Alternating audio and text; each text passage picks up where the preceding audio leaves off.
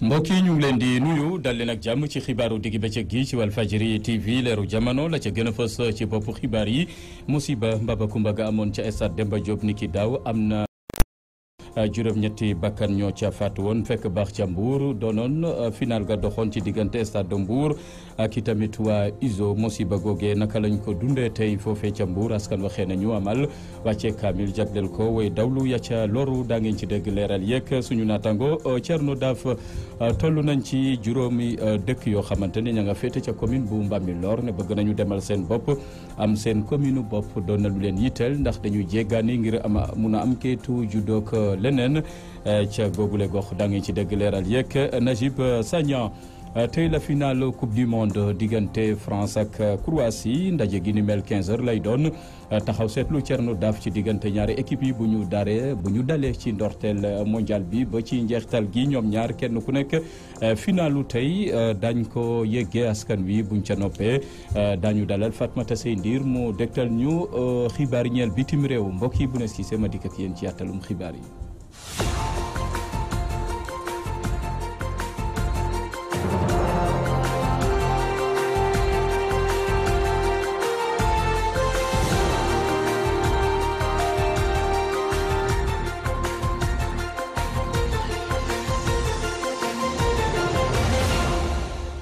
mbokk yi ñu ngi leen di nuyu dal leen ak jàmm ci xibaaru digg bëccëg gi ci Walfadjri TV leeru jamono ñu fas yéene ko door rek musiba mbaba kumba gi amoon daaw foofee ca stade Demba Diop ba juróon lu tollook juróom-ñetti bakkan faatu ca ñooñee fekk baax ca Mbour te ji Mbour rongoñ yi feraguñu ba tey ña ngay jooy seen doom ñu fàttali ne match la woon doxoon ci diggante Mbour ak ISO bennoo ne musiba ga di am ak jéejak na turbine ba daano ñu bari faatu ca tey ji nag xëy nañu wàccal kaamil way dawlu ya ña ca jota faatu waaye nag terewul ba léegi askanu Mbour ña ngay sàkku ci dossier gi ni mel yoon mun leen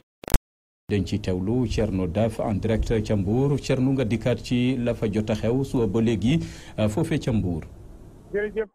Ablaye Bob ginnaaw biñ la dalalee jàmm fii ci diwaanu Mbour fukki fan ak juróom ci weeru juillet ci atum 2017 fukki fan ak juróom tey ci weeru juillet atum 2018 am na at tey ginnaaw bi musiba bi amee woon ci stade Demba Diop bon te juróom-ñetti doomu Mbuur ñàkkoon ci seeni bakkan ñeenti téeméer ak juróom-ñaar fukk ak juróom-ñaar amoon ci ay gaañu yu metti loolu tax na nag doomu Mbuur yi ñi toogal Mbuur gi ci wàllu politique waaye kilifa yi ci wàllu caada ci wàllu aada ci wàllu diine ak ñi nekk yëngatu ci wàllu tàggat yaram ñoom ñëpp bokk nañu boolewu dajaloo fii tey ci jumaa ju mag ji ci diiwaanu Mbuur ngir wàcce kaamil jagleel ko ñooñu nga xamante ne ñoo ñàkk seeni bakkan fii ci kanam tuuti danañu amal benn marche silencieuse maanaam benn xeetu doxu ñaxtu waaye boo xamante ne du am coow du am yëngu-yëngu du am xumbaay du am mbumbaay ñëpp dañuy àndandoo noppi ngir delloo njukkal ngir ñaanal ñi nga xamante ne ñoo ñàkkoon seen bakkan yàlla xare leen àjjana bi ñu jokkoowee ak moom léegi président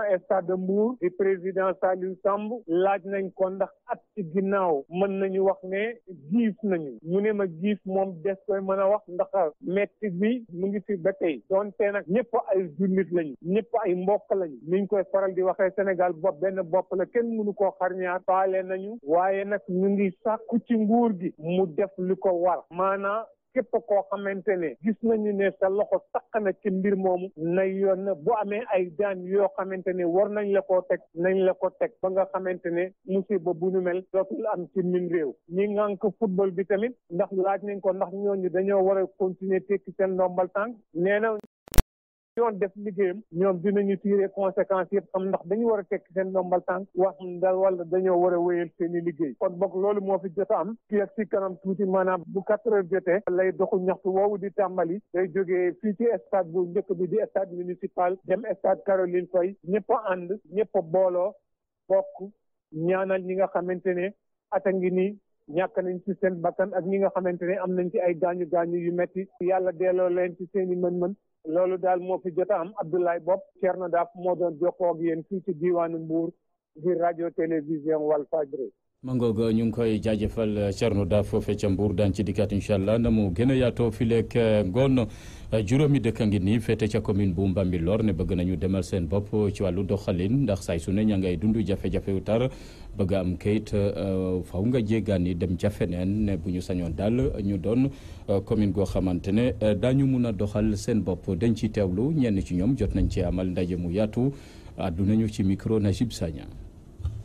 li nga xam ne président Macky Sall wax na ko Diamniadio mu nekk loo xam ne yàgg nañ ko xeex muy commune bi ñuy sàkku si juróomi dëkk yi ak cité yi nga xam ne moo leen wër Kounoune Ngalab cité enseignant Kër Daouda Sarr Kër Ndiaye Lo ak cité yi ñoo yàgg jóg di xeex pour am seen commune bopp population yi yëpp jóg wane seen contenté si li nga xam ne moom la président wax. ñun les 5 villages ay jigéen lañu nekk fi sunu jëkkër yi bu ñu xëyee suba di wuti ji ñun jigéen ñi ku ci wutal sa doom kayit journée boobu doo liggéey dara da ngay jéggi commune dem ci commune di fa wuti ji ay kayit ñun nag loolu dañ cee sonn parce que dañu ne il faut approcher les administrés ñun nag kenn approché wuñu dañoo éloigné. Depuis un bon moment, on assiste à un bradage catégorique de nos réserves foncières. Et il est temps, et nous interpellons le président Macky Sall, c'est une urgence pour les populations de nous ériger en commune, de le faire le plus rapidement possible pour sauver, pour sécuriser le foncier qui nous reste. ñun demandé ñu retentissement Sangalkam na leer ñun demandé ñu retentissement Sangalkam demandé ñu pour des Bambilor demandé ñu pour dem Tëngéej dañoo demandé pour suñu 5 villages ak suñuy cité ñu booloo am suñu commune bopp ñu si loolu la ñuy dox. lu waaju ci njàng meek njàngale mi mu ñeel programme de modernisation des daara yeesalaat leen ñu gën a méngoog jamono programme gi ni mel école Moussa Gueye di franco arabe ne ca banlieue bu Ndakaaru foofee ca Diamaguène Sicap Mbao sàkku na ci nguur gi mu gën koo yaatal ba ñëpp muñ cee jot rawatina jëmmal ci ab loi goo xamante ne dina mun a gën a dëgëral taxawaay gi jot nañ koo xamle ci ndajep tarib alquran gañ fa doon amal foofee ca école Moussa Gueye dañ ci teewlu Thierno Théodore Semedo ma nga fa woon.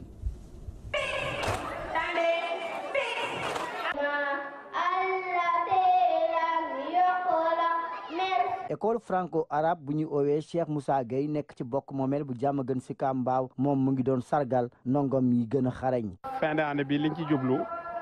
mooy lépp loo xam ne dana bégal xale yi ba at mi jeex faaw ñu organiser bis boo xam ne dañ ci sargal xale yi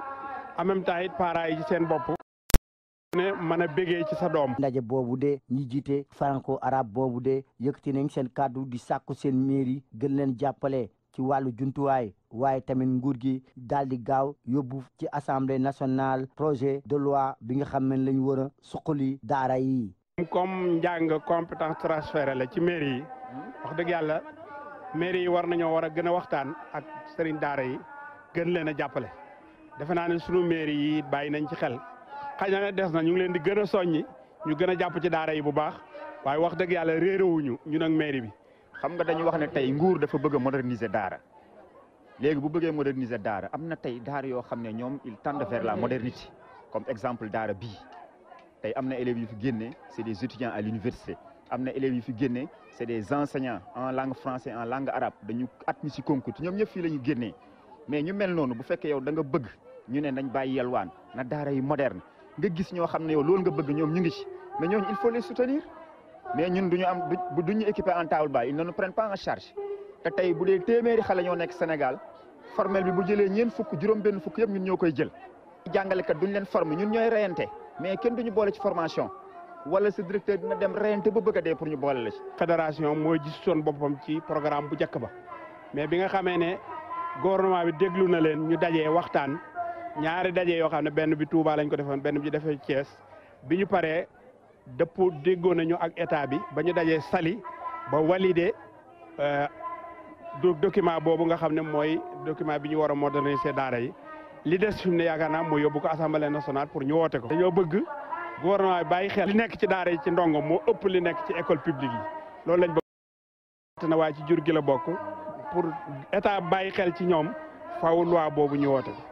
ñu sant ko ci atum 2000 école franco-arabe Cheikh Moussa Gueye bi nga xam ne Oustaz Kéba Gueye moo koy jiite moom mu ngi xeex bu baax ngir yokk njàng bi ci bokk moomeel bu Diamaguène Sicap Mbao bi nga xam ne am na lu toll si juróom-ñetti école primaire publique 95 daara te population biñ koy xayma toll na si 221 000 habitants te am 79 quartiers ak superficie toll si juróom-ñaari kilomètres carrés ku ñu jox ko yéen fii si diwaan Diamaguène Sicap Mbao Théodore Semedo pour Walfadjri. ñu ngi koy jaajëfal Théodore Semedo njàmbat ak tawatu googule école franco-arabe Cheikh Moussa Gueye ca Diamaguène Sicap Mbao meeru gox ba jot na ci àddu xam la ne nas nañu ab programme goo xamante ne daañu ci mun a taxawu daara ya fa ne gunge leen ci liggéey gu yaatu gañ fay def dañ ci teewlu Malick Dramé di directeur de cabinet bu maire bu Diamaguène Sicap Mbao ay kàddoom ci micro Théodore Semedo. bu fi ñëw itam xam ne xale yi jàngal nañu leen parce que bi ñu fi ñëwee ba léegi ñu ngi xool na xale yi ñu leen jàngal mokkal nañu ko ba pare ñu ngi tëri donc loolu mbégte la day wane ne rek moom daaram dañuy jàngale bokkul ak yeneen daara yi nga xam ne dañuy utiliser xale yi te duñu jàngale. déjà ñun am nañ benn projet de lutte contre la mendicité des enfants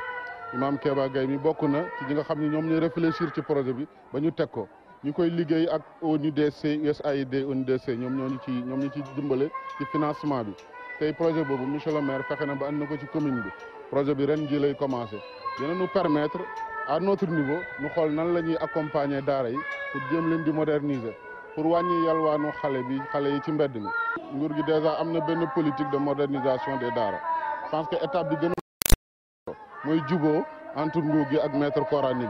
bi étape boobu moo doonoon blocage bi léegi yaakaar naa juboo nañ li des rek mooy yóbbu projet bi assemblée nationale ñu voté ko président promulgué ko ñu commencé ko appliquer sur le terrain te xam naa ni xam nga sax ne déjà am na un projet de quelques daara yu nguur gi commencé di construire dans les régions pour des daara modernes yooyu je pense que dinañ ko mën a gën a élargir pour que mu yegg si fii. jigéen ñi mun a taxawu seen bopp loole doon na lu yitteel AFAO ak DP World ci ndaje mu yaatu gañ fa doon amal foofee ca Gorom 1 bokk na ci jot nañ fa dajale lu toll ci juróom fukki soxna yu bawoo ci gox yile Matam Thiès ak Ndakaaru tàggat leen ci mbirum céréale locale jot nañu seen lijaasa Najib Sagna ma nga foon. lu toll juróom fukk jigéen yoo xam ne nii dañ nekk fii si ex-communauté rurale bu Sangalkam te bokk si ñeenti communes yi te bokk tamit si groupement des femmes bu tudd FRAS ñoom nag dañuy jot seen ay diplôme bu nga xam ne nii bu ñu paree seen formation si transformation en fruits et légumes ñoom nag seen activité bi nag ñu ngi koy doog a tàmbali sous préfet bu Sangalkam moo ko présidé ñu déglu ko. juróom fukki jigéen la FRAS ànd ak mairie Sangalkam ENDA 3D ak COFAD pour ñu jagleel ko juróom fukki jigéen yoo xam ne ñoom ñoo war a nekk ay formatrices jóge ci ñeent communes yi nga xam ne ñoom la ñuy wax fii nii 4C. ci nekk dañoo tànn échantillon la mais bu ñu delloo li ñu jëlee fii ñu mën ci kuréel yi ñu bokk ñu soppar ñi doxalin ba pour ñoom ñu mën seen bopp ci koom-koom. président bu FRAS bi nag Awa Gueye moom nag lu mu wax moo di il faut ñu jël jigéen yi jox leen ay pexe yu bëri te tamit jox leen ay suuf ngir ñu mën a liggéeyee seen ngox yi. ku nekk xam na ne lii lu ko gën a waral mooy suñu unité bi ñu amoon ci temps yi nga amoon jafe-jafe bi ñu ko relancé waat bi dafa ci la ñu relancé waat 50 femmes pour former leen ñu nekk ay formatrices ci cadre li ñu wax ni béy ndudde dañoo bëgg tamit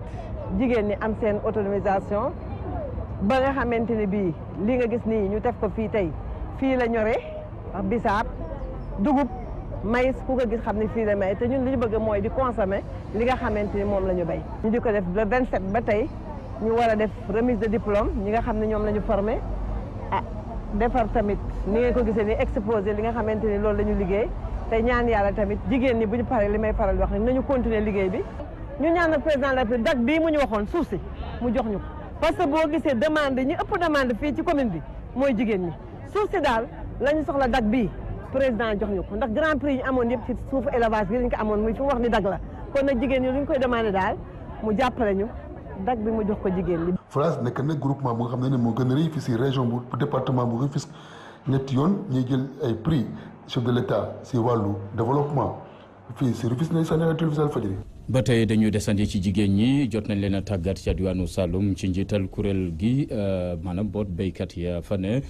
bokk na ci tamit tàggat ga jëm ci kenn ku nekk ci ñoom mun a xam taxawaayam ci wàllu sécurité alimentaire jigéen ña ne la leen yitteel mooy fexe daal bu jëm ba ñu jox leen suuf engrais gaak jiw ga ngir ñu mun a matal seen waar ndaje googe ca Saloum dañ ci teewlu Alhassane Ba ca Kaolack. comme niñ ko tàmbalee ci biir réew mi ci ay gox yu fasantikoo mouvement sénégalais pour le développement di ab kuréelu béy Africa Lead ci Kaolack juróomi fanu lël lañ fi amal ngir tàggat njiit yu jigéen ñi waaye tamit waxtaanee lu sooxeel jafe-jafe mbay mi Serigne Moustapha Sylla mooy ki leen jiite. tàggal jigéen ñi ci formation wu nan la ñuy jiite ak lu ñuy xaar ci sécurité alimentaire bi nan lañ koy mën a suqalee jafe-jafe yi nga xam ne bari na loo xamante am na loo xam ne échegul ci ñun. ñu war cee seet nan lañ koy mën a utile suñ bopp loolu bokk na ci li tax ñu lëkkaloo ak waa Africa Lead. ñoom jigéen ñi nga xamante ni lu tolloo ko juróomi fan ñu ngi leen doon tàggat ne gis nañ ci seen bopp bu baax te ñibbi jëfee rek moo leen ci desee. bon xam nga boo jiitee kuréel dafa am melokaan yi nga xam ne nit war na ko présenté wu war na nekk si jëmmam bon di dégloonte di dem nekk bay fa nit ñi la jiite. béykat yu bëri si zone rurale lañ nekk. waaw léegi xanaa bu ñu demee rek lu ñu fi jëlee rek yeggee ko nit ñi waaw yeggee ko parce que am na solo. ba tey ñoom jigéen ñi di ñaawlu ni leen seetaanee ci matériel agricole semence ak i engrais ne gis nañ lépp dañ koy politiser waaye tamit politique buñ koy def na fekk na lu amal njëriñ askan wi la. engrais amul matériel agricole kon loolu dina métti parce que boo seetee ne jigéen farsam doole mbëriwul su fekkee ne nar na jël ay outils yi nga xam ne suba buy ñëw à la vieillesse mën na ko sonal kon matériel boobu dañ koy soxla ak jiw. bu am doole bi nga xam ne mën na naataange mbéy bi politique bu positif lañ bëgg politique tàccu rek di dem tamit boo ñëwee dem taxaw présenté wu indi mbooloo présenté ko après ça passe ba ba nga leen di déggati c'est après leurs besoins kon c'est pas la peine. juróom-ñaari at a ngi nii ñoom nag ñuy wut audience ak njiitu réew mi ñoom ñi nga xamante ni seen kuréel gi am na ci lu toll 2 téeméeri junni ak juróom-ñaar fukk ak juróom-ñaari junni bani aadama yi si bokk. naqari ti ni leen di beddee ci joxe matériel ak ci joxe ay jiw te ñoom kenn gënu leen ko yellool ndax développement la ñuy liggéeyal. ñun kuréel baykat ba mu fi toog ak léegi recevoir ñu xamuñ ci lu mu ne mbir nag bu fekkee ne da nga koy natal nit boo ko natal mbubb doo dem ci ëkk di ko nat da ngay woo borom mbubb mu taxaw nga def ko taille sur mesure doo du sa mbëx du ko naj te du ko cëkk kon président boo fa fekkee juróom-ñaareet ñun waa MSD ak sàqum loolu ñuy ut audience ci moom mu tëñu lu ko dal moo caat ak ñu ko jàppale. ñoom waa MSD nas nañ ci fan yi di ñëw ñu amal yeneen i lël yu yitteel seen ndaw yi nga xamante ni bëgg nañ leen jàppale ngir ñu mën a dem ak seen i wagg. Kaolack Alhassane Ba Walfadjri.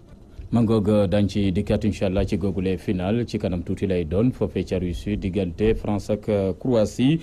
final gi di mel daa ngeen ko mun a taataan ci Walf FM 99.0 ak waa Desk Sport. ba tey ci wàllu tàggat yaram xeetu tàggat yaram bi di boxe tumuranke na lool ca département bu Pikine ndax ñàkkum jumtukaay ak la ko mun a suqali ñi yëngu ci wàllu boxe ñoo ko xamle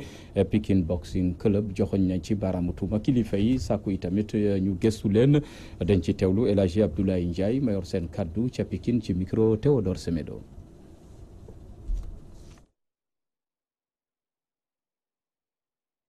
discipline bi nit ñi bëgg nañ ko. mais dañuy ragal parce que toujours problème protection la ñuy daw.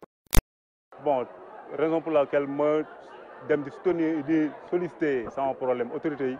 pour ñu mën ci jàppale boxe bi à ce que ñu mën ñu soutenir parce que boxe bi en général li may wax rek man am naa ci retard te retard bi ma ci am bëgguma su may rakk am ko waaw su may rakk bëgguma ñoom ko préparé naa fi à 2 reprises champion du monde war a dem mais à la veille le voyage bi di yàqu. bu ñu jàppalee club bi jàppale nañ fédération bi bu ñu ma jàppalee jàppale nañ le président de la fédération bu ñu ma jàppalee jàppale nañ le président de la ligue